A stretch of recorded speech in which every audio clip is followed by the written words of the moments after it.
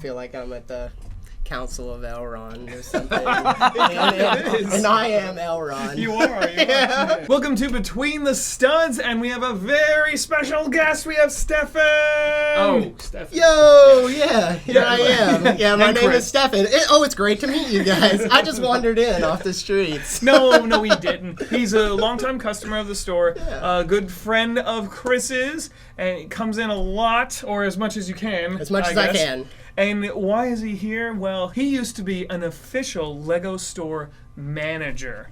So he is going to talk to us about all the cool stuff. Some of the behind the scenes, some of the neat... Got all the stories. all the scoops, the all dirt, the insider info. the grime, all the questions for those. So get your cup of coffee Lego store and just hang in enthusiasts. there, because it's going to be a long one, I think. This is the stuff like I think a lot of adult Lego fans live for. I'm excited. Tell me the behind the scenes. Tell me the Exactly. cool stuff. This is my first time meeting you, but Chris has spoken to you a little bit, so he knows some of the questions. We've met at Brick Fair, Alabama, ever Number of since years the ago, first yeah. year they did it there. And actually, Mark and Steven were there as well.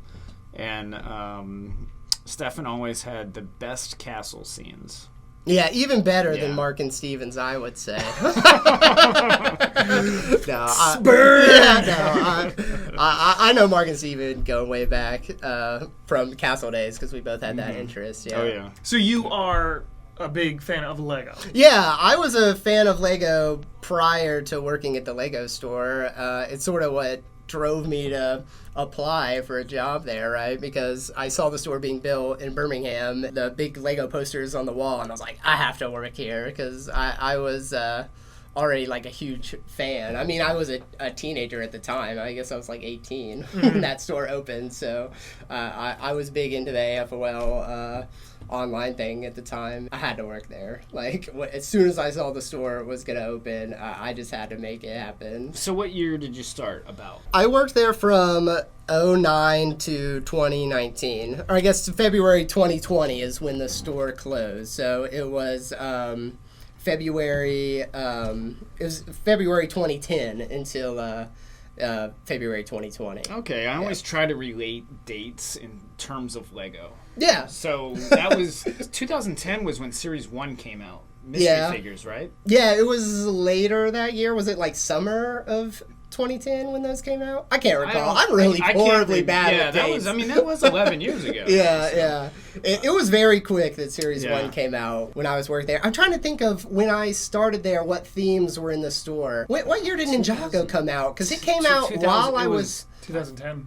Yeah, it was like 2010, okay. really quick. Right after I Alright. started, that Ninjago came out and was like a huge hit. Oh, Atlantis was still in the store when I So started. Pharaoh's it was Quest on its must have like been- and Pharaoh's Quest was been still in the around. store when Yeah. I first started. Pharaoh's Quest, Atlantis, Alien Conquest. Alien Conquest, Space Police, when they did the revamped Space Police. I think that was one of the like space theme that was there when I first started working Yeah, there. that was probably in 2010. They kept them around longer back then, right? Like 2 Yeah, years maybe. a little bit longer. It varied. You can see like some consistency, right, in the like themes, how they like the length of time that they're on the shelves. But things did tend to stay a lot longer. Like at Atlantis, I recall that being in there for like forever. It was like already sort of on its last leg when I got there, and it was in there for like a couple of years still. What So- really cool stuff did your store have for Atlantis stuff? Like, did you have a big display built or anything? For Atlantis, we had, I do remember that kind of like some of these posters, and I loved it, was when the second wave of it came out, we had this like huge, it was one of the villains that was the like, had the octopus legs and the like trident arm. I think he was like a maroon color. I can't remember. He's a really cool mini, and we had a really cool like giant thing that was over the theme for Atlantis. And I love Castle. But like my second favorite thing is like underwater Lego themes, so like Aqua Zone and I can't remember what those like shark themes were from the 90s that had the like cool yellow like canopies with the shark. Aqua Raider? No, not Aqua Raider. I can't remember. Aquanauts maybe? Yeah. And, they're like the villain faction. The Stingrays. Yeah, but yeah, I've always loved those. So I always remember that cool octopus that we had up over the theme. We also, because we were like the store, we sometimes got really odd items that you wouldn't see everywhere else. One of the things that we had for Atlantis were these huge like Atlantis themed super soakers. I remember being merchandised on the shelves. Yeah, they were like Atlantis super soaker. Yeah, they were Lego and they had like Atlantis theme on it, and we had those in the store. And prior to working at the store, I mean, when I was a kid, I always bought from the catalog, because I actually grew up in rural Arkansas and moved to Alabama. But I would order from the catalog, and they didn't really have those like weird, odd toys. So when I got to the store, it was like, oh, there's this like whole other like line of Lego merchandise product. And I remember the Super Soaker in Atlantis was pretty cool. That was something you would buy at the store? Yeah, it looked like a Super Soaker, and it was Atlantis, and it was just like in a box, like you would buy keep an eye out for those. Water gun. Yeah, it's kind of a neat little product. Well, I'm not sure if anyone watching is listening to a word we're saying, because this big, beautiful, bulbous guy right here, anyone who's listening, there is a plaque with a glued together, I don't know, 1.5 feet tall, would you say? Little, round, fat, chubby British soldier, like Dutch. He's the Danish guard, I think is what the likeness is, but we always called him the Guardian, I think is all we called him, because you got it. Well, I'll go ahead and fill you in on this cool guy, but he's the Lego Guardian, and he's awarded to Lego employees who worked at the company for 10 years. So any employee? Yeah. Any Lego employee that spends 10 years, anyone, as long as they're our official Lego employee, like their paycheck is cut from Lego, and they work there for 10 years, they get the Guardian. At least is my understanding. I could be wrong about that. That's what I'm told. No matter where in the world you worked there 10 years, you got this really cool Guardian, and it's like engraved with a cool plaque with my name on it, and thanking me for my 10 years of service. What does it say here specifically? 10 years helping children realize their dreams. I always thought that was pretty nice, you know? So it's got your name on it, and it says, Stefan is hereby induced into the Lego Honor Guard. There you go. So are you still in the Honor Guard, even though you don't work for Lego anymore? I guess so. I think it a it's lifetime achievement? I guess it's like what is it, the Marines say? Once a Marine, always a Marine. Once a Lego Honor Guard, always a Lego Honor Guard. You guys, that's what we're going to go with. Is there a secret code when you see other Honor Guards? Yeah, but I can't tell you. Oh, okay, gotcha. They say simplify or something. It's super secret. That's part of being inducted. There's like a whole meeting where they go over the secret handshakes and stuff. So. And this is what they gave for 5-year employees. Yeah, it's the little 5-year brick. It has these little cool drawers. It's a 2x4 red Lego brick, which is one of the icons of the company, and it has the little gold plaque with 5 years. I keep my pens in it. I work from home now, in my Lego room, and it's on my desk with my pens, but I brought it today to show off. Your pens? My pens, yeah, pens. my pens. Okay, I was thinking pins. I'm pins, like, what are you did, though, mentioning pins, though, we have the yellow aprons, which I'm sure people listening and watching recognize when they go in the North America Lego stores, are the aprons. When you pass those years of service or years working there, right, you got a pin to put on your apron. It was like one of the few flair things we were like officially allowed to have on our aprons was this little pin that was a 2x4 brick with the number of years you worked there. So if you ever go in a Lego store and you want to talk to the expert at the store, look at the apron right at the top seam, and if they have a brick that has like 1, 5, 10, you get your first one at 1, and then 5, 10, 15, and so on. You find the person who has, the 5 or the 10 or the 15, and that's going to be the expert at the store because they've been around, and they've seen it all. How did I become employed at the Lego store is a pretty good story. So I was a big fan already, an AFOL fan, and I started the Birmingham area Lego Club, Magic City Lug. I started that, and the store manager at the time let me put up a display in the store to find other AFOLs in the community who might be interested, since they would be passing through the store theoretically and see it and might email me. And so it was up there for like a couple months, and we started the club. I had asked previously a bunch of times, like, are you hiring? Like, I want a job. But I sort of built that relationship with the manager at the time, and then it sort of just came up that I was looking for a job, and I mentioned it to him, and I think we interviewed like that day, literally on the spot. He was like, let's step in the back and have an interview real quick, and I mean, I got a job like the next week. Nice. I was in the store in my apron working. So. Now, did you actually get paid, or did they just pay you in bricks? Oh yeah, no, they paid me, but I would almost immediately turn around and just give them the money back and trade it for bricks. So I would have worked for bricks, that's for sure, if there was any kind of incentive, right? But you did, as an employee, got. I think there's like a. Everyone probably who's familiar with the Lego store knows they have the special giveaways when you buy certain sets, like little poly bags and stuff. And at least when I was working there for some time, it was each little giveaway was given to the employees as a gift. Oh, So, wow. so we got everything. The little monthly bag. Yeah, exactly. Like so the monthly bags, or Batmobile came out, and there was like a mini Batmobile. We got one. Darth It was sort of like Revan. Darth Revan. I still have my Darth Revan at home. Even that the ones that were specific with specific purchases. There you still got those? were, and again, I'm speaking to this. This was when I was there, so I'm not sure how it is now.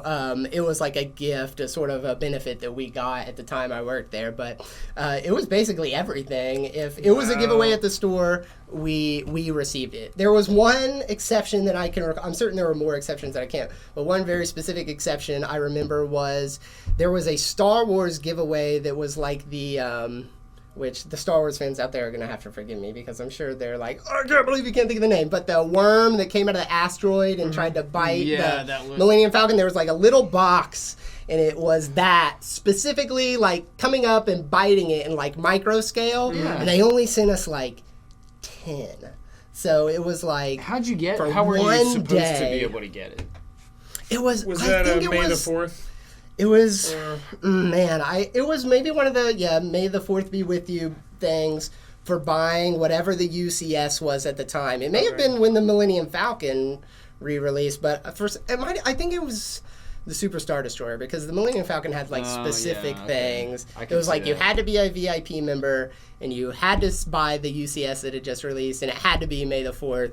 And it was one day, and we only had 10. And if we didn't sell them within like the first 4 hours of the day, we had to count how many we gave and mail them back, because it was like because the set had been maybe like a Comic-Con given away, and it was very limited number, and it was like very valuable online. Like I haven't looked recently, but it was a little box sold for like $400 or $500 at the time. We were just looking at it on Monday. Oh, were you? Yeah. And I think Bricklink calls it the Space Worm. Yeah. So it's not like it's I recall seeing like Sarlacc or anything like that. I'm sure telling you, there's a Star Wars fan out there that knows. Leave it in the comments. Please comment and tell us the name of that worm. What's the name of the worm? So what other perks are there working, or at least when you were there? So you guys got almost all the gift with purchases, bonus gifts for again, free. that was when I was there. Is there employee discount? Yeah, we had an awesome employee discount. We got half off anything in the store. So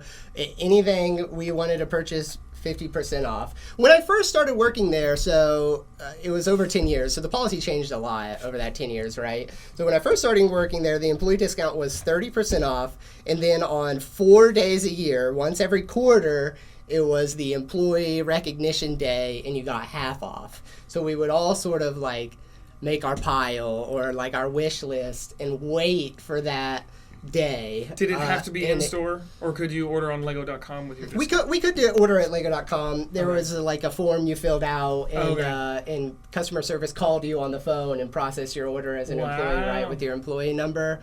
We did it.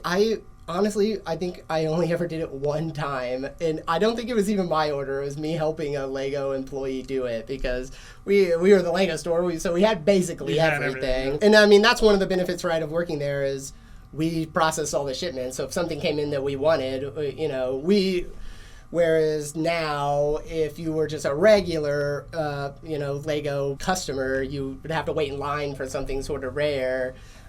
We wouldn't be given it a release. The customer got it first, obviously got first dibs. But later, like if a shipment came in, we knew when it was coming and we could set it aside for us once sort of the customer had been satisfied after like initial release. So that's a neat benefit. But yeah, 50% off was what we got. Wow. And it was all the time. They finally just opened it up. It was like, no more employee recognition days.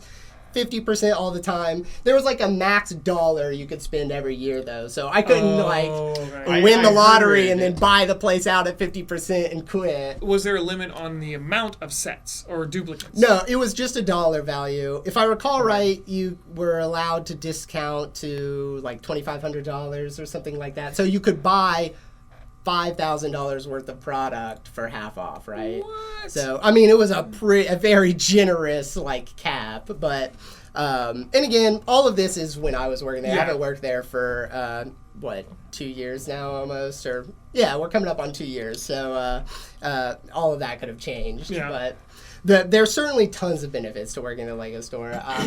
If you have an interest in working for the Lego group, I would highly recommend it. I loved all the 10 years I worked there, I loved every minute. So. And tell us about the transition to manager. You said your manager? Yeah, so I'll clarify. Lego? I was the assistant store manager for the last 5 years that I worked there. And I was a brick specialist when I came on, so like a part-time employee. And I Is that what they call? Moved up to assistant manager. Yeah, so the first level, who are like your store associates or sales associates in retail, are brick specialists. It's kind of funny because they get the cool name, right? They're brick specialists. But then after that, they sort of just default back to the same retail, description. So then it's like supervisor and assistant manager and store manager. So I was a brick specialist, a supervisor, and an assistant manager at all over the 10 years that I worked there, with like the last 5 being assistant manager. And you said one of your managers, or was it the last one you worked for, wasn't into Lego? He didn't collect it? Yeah, I think that surprises a lot of people, right? When I talk to them about it, that a lot of people that work at the Lego store don't have an interest really in the product at all. Job. It's just their job. I mean, granted, once they come in, they get a lot more into it, right? But and I think generally it's also like a much more fun job than, I think retail is fun, but I just like talking to people. But at the Lego store, everybody's so excited and everybody's so positive. Mm-hmm. You don't have to deal with some of the negatives that you see in like other areas of the retail environment, because generally when people come into the Lego store, they're just so happy to be there. Mm-hmm. Like nobody's gonna have a bad time at the Lego store. And even if you are upset, Lego's not gonna,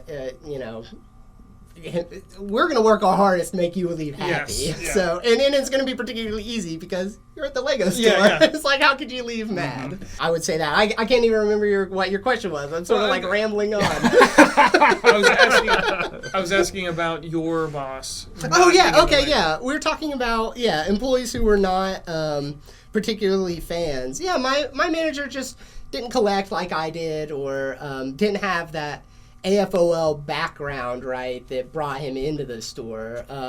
He sort of became a Lego fan, as a store manager. It was a job to him, which, I mean, benefited me because he would get cool things. And he'd be like, hey, you want it? Like, I know you really enjoy collecting those. So that was like a benefit that I guess I just got lucky, right, that I had a boss who recognized that I was a fan and would give me cool stuff. Can you tell us any super cool thing that would only go to him that he would let you have? Yeah, so I have, and I had a picture of it. I didn't bring it into the store today. I brought my Guardian to show off, but one of the cool things that store managers got, I don't know if they do it anymore, because I think before I left they actually stopped doing it, but they gave away managers an exclusive minifigure. Every year it would be redesigned. The most well-known one, which Chris mentioned earlier, is the Lego store manager Zombie. So it's the North America Lego retail employee with the yellow apron that's so iconic. and he's been like zombified. So that one's really well known and like really highly sought after for like minifig collectors. My manager would get those, and he got the zombie one. I remember him showing it off, and I think that one was like really cool, and he actually he wasn't a huge Lego fan, but it was like cool enough that that he enjoyed it, and I think that's why it's probably the most popular, because it has a lot of mass appeal because the zombie genre is like so huge, and it was even bigger then because The Walking Dead was going through its huge. I don't know, zombie renaissance was happening right then, but that was in Dallas, Texas. Yeah. That managers conference. Yeah, it was at the Texas Managers Conference. But the next year, they gave a Zack Lego Maniac minifigure, and he brought it back from that conference and gave it to me. So it's in my minifig display case at home. It is certainly my most valuable minifigure, and it's my like personal favorite too, just because it was a gift from my manager, and because it's just so rare to have one. Were they required to go to those meetings every year? Yeah, they were required, but it was like all the managers from all the conferences. I never got to attend. It was for store managers, yeah, they would all meet. I think they would meet like 2 or 3 times a year. I can't recall exactly, especially since I didn't actually personally go. I can't remember exactly when, but there was one where they would give the minifig out that was like the big one for the year where everybody traveled and got together. And I mean, it was like 4 or 5 days, and they would meet and do all kinds of activities and talk about stuff. And I remember him coming back and having stuff like he couldn't even tell us, like, because they would get sort of the inside scoop on products and stuff. And I know a lot of people from Denmark would come to those sometimes and talk and things. So that's a neat thing. If anybody got to be a store manager and got to go to those, you get to sort of, rub elbows with some of the cool higher up people who are the real Lego the ones that actually have folks. Business card minifigures. Yeah, exactly. Sig-figs, have you ever had some of those come through? We've got a few of them out there. I have a Kevin Hinkle one, I think, at my house. Kevin. Yeah, I think that's the only one. I actually have both versions of it because that Lego store managers don't get the minifig card. So we had cards with our name on them, but they were just like standard paper cards. But yeah, so the headquarters people in North America headquarters gets them, and I guess all of the headquarters across the world. But when they first came out, it was like just a yellow, the classic smile and eyes, and the whatever hair, I guess the classic hair. I assume maybe you got to pick which hair you put on, but it was one of the like classic molds with not a lot of detail, and it was like a white shirt with the Lego logo and blue pants. Yeah. But then, because I have both versions of Kevin Hinkle's, they actually like designed the fig personally, and it was like all in black and very like modern looking. And I mean, the likeness on Kevin's it looks just like him. Like you don't even have to see the name on the back and be like, oh, that's Kevin Hinkle. So that's a neat thing that like some Lego employees get. At Brick World Chicago one year, I had an advertising banner behind our booth, and we had the Lego logo on it, and I was breaking a Lego rule, branding rule. One of their managers came up. Actually was at the convention, and he was from Denmark, so he worked at their headquarters, and he said, "You're gonna have to take that down." And I was just like, "What are you talking about?" And I was just so busy. It was like a picture of their logo, so it wasn't like we made the banner. You know what I mean? And so I was just really busy selling stuff, and I was like, "Yeah, nice to meet you, whatever." And when he introduced himself, he gave me a sig fig, and I was just shoved it in my pocket and was like kind of flustered because I had a hard time understanding what he was saying because his English wasn't the best, and I didn't realize at first that he was saying I had to take my banner down. And I was like, "That's my banner. It's I'm busy, and and I got a lot going on," and I just didn't want to do it at the time. But when I got back, I was like, "Oh yeah, that's not a big deal." And then I started looking at the sig fig. I was like, "Oh wow!" You were like intimidated by this minifigure. This is a custom Lego minifigure. This is awesome. This has got to be worth something. And they do go for like around $100. Yeah. Some of them. It depends on who it is. So I know that the Christensen family, who's the original founders, like Ole and his family, that some of them have the figs. I know I don't know if he's ever been in the store. I'm pretty sure I saw Noah, who y'all will know runs Rebel Lug on Instagram. Some people listening or on video might know. I'm certain Steven and Mark know him well. He's been in our podcast. Oh, has he? Awesome. Yeah. So yeah, I saw him. He was here not too long ago, wasn't he? Yeah.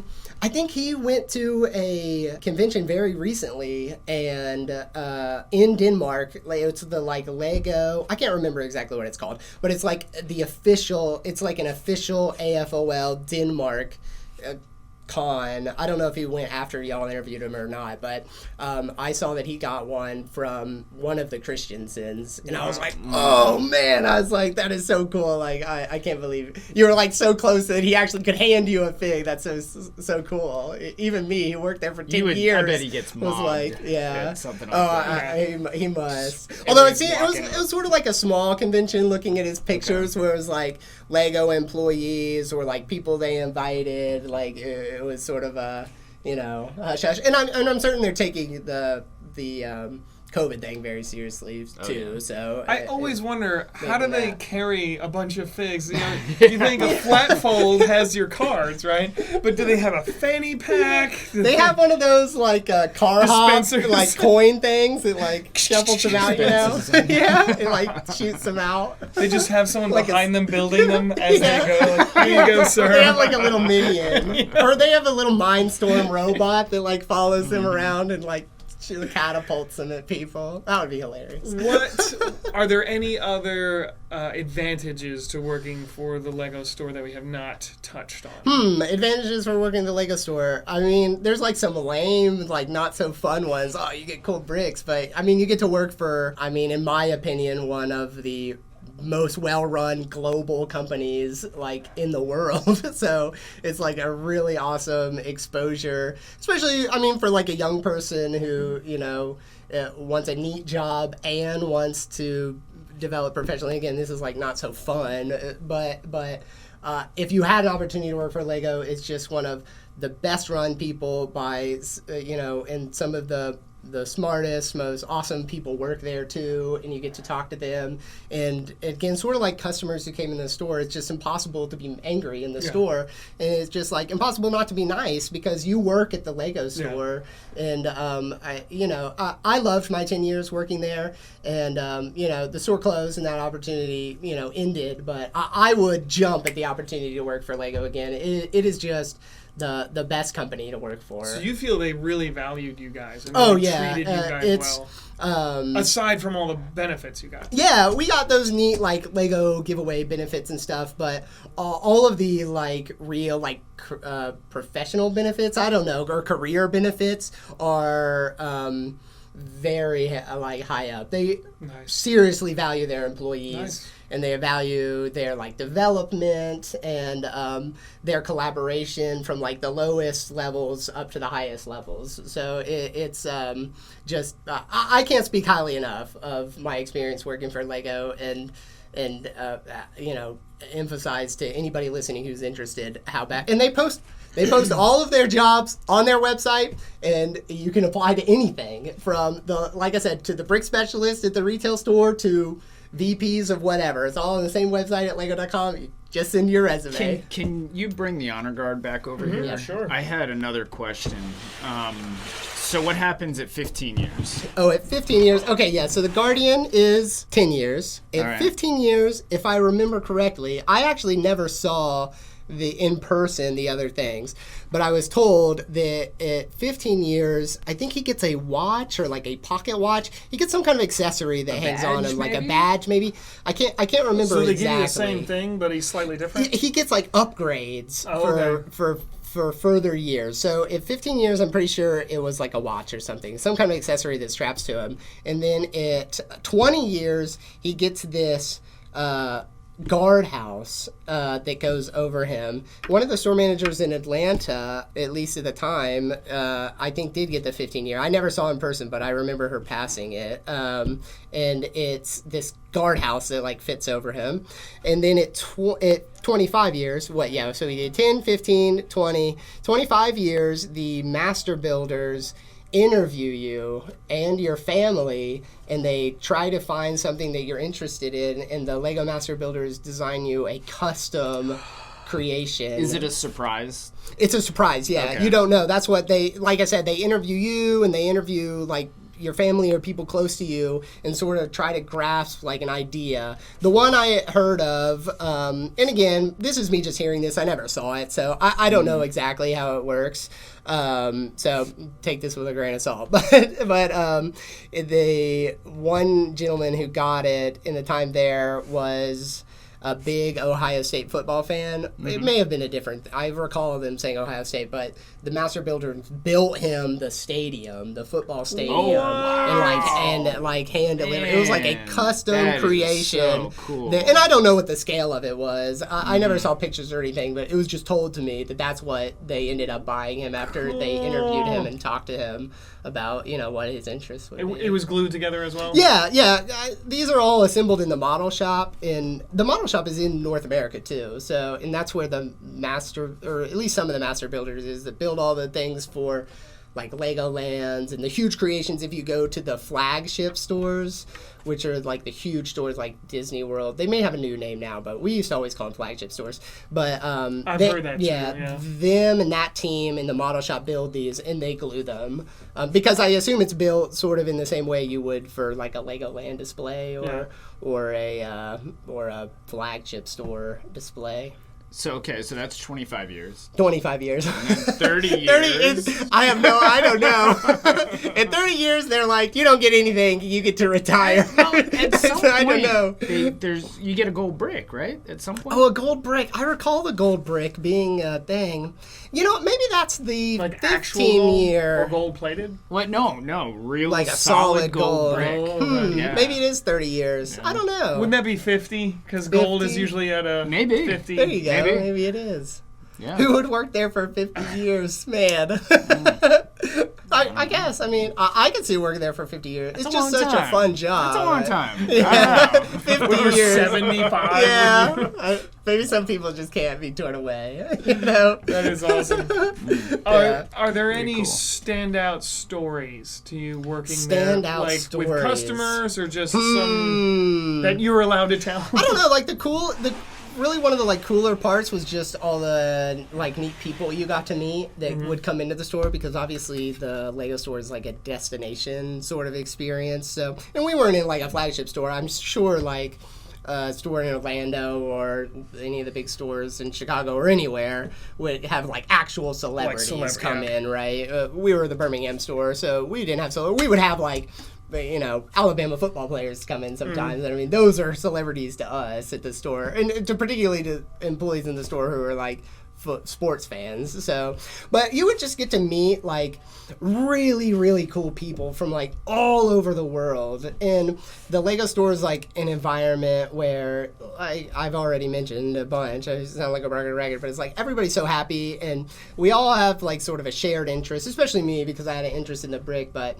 you would get to have all these like really awesome conversations with people about their interests and where they were from. Did you ever meet what got them started? Any British guys at the Alabama store? Okay, yeah, tons of British guys, tons of every. You know who I'm talking about. He's talking about. Oh gosh, yeah. I'm not in the inn. Maybe Martin. Is that it? Yeah. Martin's a really good friend of mine, and is in Magic City Lug too. Yeah. So I know his. What is it? Quidditch. The Quidditch yes. mat. I don't know what it's called. Court or whatever Quidditch, is. Field is out there. Yeah, pitch. Martin. Yeah, he was a regular store customer. He'd come and bet. clear out our pick-a-brick wall on many an occasion. Are there any secrets that you can give us in the sense that, like even if it's something or hacks like how to get the max amount out of your pick-a-brick, or is there any the kind pick-a-brick of, hack. What day to show up or don't hour. ever just drop your pieces piece by piece in a pick-a-brick cup. You're not getting your money's worth.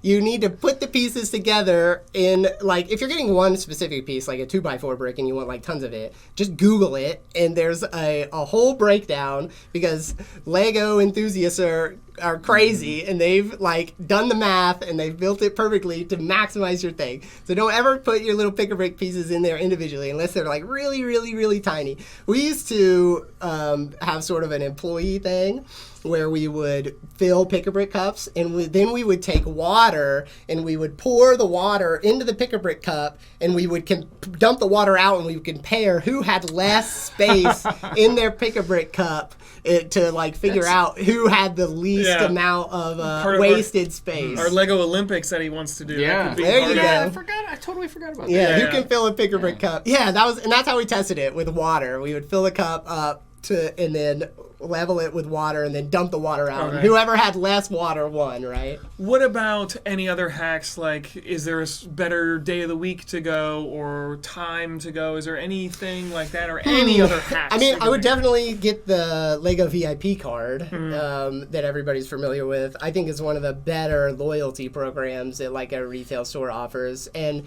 there's a lot of times throughout the year where you'll get like double points on that VIP card, at least when I was working there. I haven't paid much attention to the VIP benefits since I left, but that use the VIP card and take advantage of every opportunity where they'll give you like extra points on your VIP card. And that was, I don't think it was like super well advertised. There'd be like signs hanging on the shelf. Maybe that's a hack.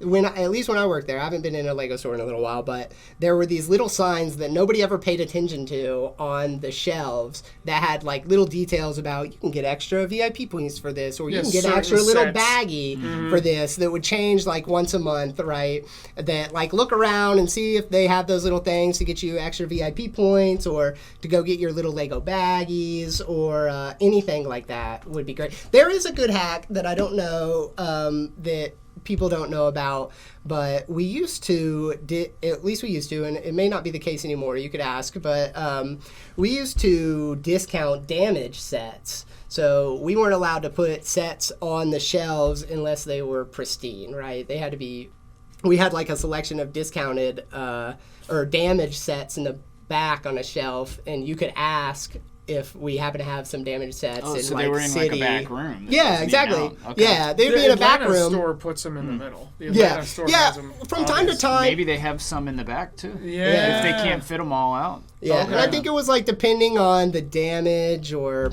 how old it was like 10, 20, or 30% off. Although I think the 30% off was almost like we just marked it out and it became like play brick or it got sent back as brick. So we very rarely did the like 30. It was almost always like 10% off for the box, like having a quarter that was dented. And again, I don't know if that's the policy anymore, and I don't know the policy around now exactly how it's handled, because you said you've seen them out on the floor. We would put them out from time to time if it got bad, like a big pile of it in the back accumulated, or a particularly bad shipment, it would actually go out with like a sticker on it. But you could certainly ask. I mean, the worst they're going to say is no, we don't have it. But so what's the back room look like? Is there a lot of storage at these stores, and do you have just tons and tons of Lego sets? So the Birmingham store was really unique because we had the largest back room of any store, I think, in North America, as what I was told. And we kind of had it by accident, because generally the back room is really small. There's only room, we have these big, really tall rolling shelves. In most of the stores that I've been in besides ours, the Nashville has a really big back room too. It has like one set of these with like 5 shelves, and they basically keep their pick-a-brick and like the day's worth of restocking. And at the end of the day, they have to go to like off-site units and pull product to fill those shelves. So there really isn't a lot in the back rooms of Lego stores, unless you just happen to go to one that got lucky like the Birmingham store did, and they have all of their product in the back. And the only other store I've ever been to that had that, or have been told that has that, is the Nashville store. Okay. The Nashville store, at least when I was working there and the couple times I went up there while I was an employee, they had all of their product in their actual back room. So otherwise, whatever, if they didn't have it in the back room, it'd be on an offsite, and I assume they couldn't go get it for you because it meant like leaving. Leaving. Yeah. So those stores with the more common stores with smaller back rooms, how often do those restockings happen? You said they have to run off site to go get it. Does that mean the manager or somebody?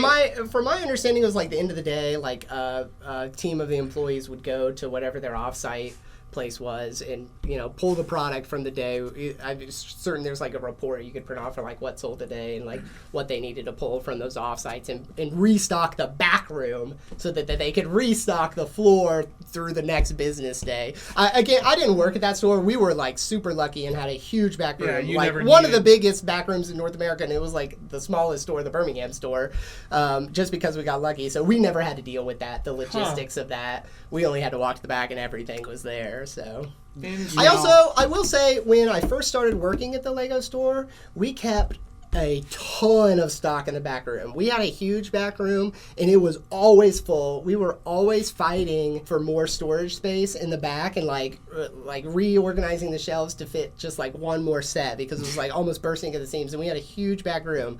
But the Lego has gotten their logistics like narrowed down to a point where the stores really don't keep a ton of back stock. That the shipments are coming like so rapidly that the stuff is arriving as they need it, right? It's on time. There was even a name for it. Maybe it would have been called like right on time shipment logistics or just in time, yeah. And that's sort of what Lego does now. So you could ask if they have something in the back. Is likely a small back room and they won't have it, and it'll be just in time. One of the reasons I ask is because I have dreams that that there's warehouses out there full where there's lost Lego sets that are like old. That are old. Like 5, 10, 20 years old. I'm sure when they were cleaning out that store, something fell off and he pulled out this like Atlantis set. How long's this been hiding back there? It just fell off. And Ashton's here. I do know, what was it? When the store closed, we did find a couple of sets that were like ancient that had like fallen like behind an AC unit or something. I can't remember. One was like from when I first started working there. It was one of the Anakin starfighters from like 2010, and it was like we were cleaning the back room out in 2020, and it was like still back there in its box, and I don't recall what happened to it, but what was the most VIP points you ever saw or heard of being spent in a single... I'm not going to say his name, but if he happens to watch this, you know who it is. I know his VIP number by heart. Because he used to come frequent customer. Frequent customer and still a good friend of mine. But he used to come in and he would always ask for the discounted sets because so I'm going to backpedal a little bit. So I mentioned the damaged sets. There are certain sets in the store that are exclusives, like the modulars or the creator expert line, that cannot be discounted for any reason. At least when I was working there, that was the case. And so you couldn't get a discount on them, but you could get extra VIP points for them. And this gentleman loved those kind of sets. So if they were damaged, he could get extra VIP. He was not afraid of spending the money for the sets that he enjoyed. And he would always get the extra VIP points ones because he wanted to build them. He wasn't collecting them for the boxes. He was collecting for the builds. And so he would rack up tons of VIP points by, not taking advantage is a policy, right? But he would buy those sets with those extra VIP points tacked to him. And I can't remember when I stopped working there, it was like, it had to have been nearing like 100,000 Lego VIP points. And we're talking $1 as a VIP point. So it was an insane, but like I said, his was hyperinflated because he took advantage of that, which is a hack, right? You get some extra VIP points if you got the damage set, which may not be a policy still, but it was at the time I was there. And it was insane, like how many VIP points it was. It was the most I had ever seen by like a long shot. I'm sure there's a Lego employee out there. Put it in the comments. How many VIP points have you seen? I'm certain that when I left, like one of the last 2 times that I typed it in from memory, that it used to show us the value, and it was somewhere in like the 100,000 range of points. Well, if he buys so frequently, why is he saving it? Why does he use it? He would use it. That we would see his lifetime. Earned, right? Okay. He would come in. I thought you meant he banked. Okay. No, but I recall numerous times where people would come in and buy like $500, $600, $700 worth of sets and pay with VIP points only, and they would spend $0. That guy included. And again, if you happen to listen to this and you know who you are, you know who it is. I still have your number memorized. So it's the VIP program is awesome, and it's a dollar for every point for every dollar you spend, and 100 points gets you $5 in store credit. And sometimes it's double VIP points. There's opportunities to get those bonuses, like that damage policy. And yeah, I couldn't believe it though when people would come in and they would buy like I said, like hundreds of dollars worth of sets and be like, I would like to use my VIP points, and they would walk out and spend no money.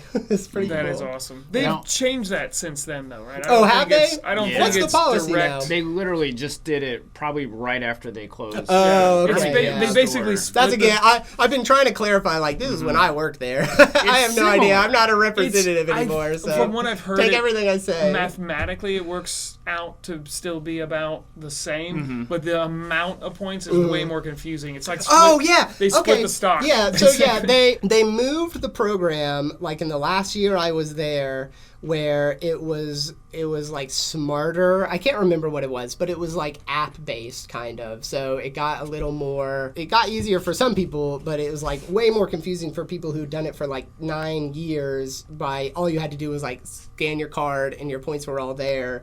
You have to now redeem your points ahead of time, right? It still works out to every $100 you spend is a $5 store credit. At least that's what it was. But yeah, the points, it's like 2,750 points is a $5 store credit. Yeah. You get like way more points, but they still hold the same value.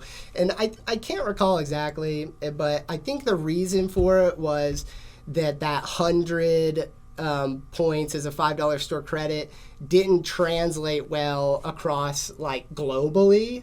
And the VIP program, I think, and again, I don't know this, and I'm not an employee anymore, but somebody can correct me if I'm wrong, but it was only in North America initially, and it was kind of confusing elsewhere, where really spending $100 of whatever the local currency wasn't really the equivalent of $5 in North America. So it sounded really nice, and I think the customers we dealt with were North America, so it was like, well, $100 spent is $5 store credit. It makes so much sense. And it was like, well, it does make sense to us. But like, if you look at the grand scheme of things, it didn't really make sense. And it was easier for the loyalty program to be sort of like global if they went to that sort of more confusing number. But you still, like I said, it's more confusing. But at the end of the day, once you figure it out, sit at your computer for 10 minutes and figure out how it works. Yeah. It's still the same benefit. $100 spent is a $5 credit. Let's break here. We'll cut it to a separate podcast. We'll continue filming, but we'll break it up because we've been talking for a while. So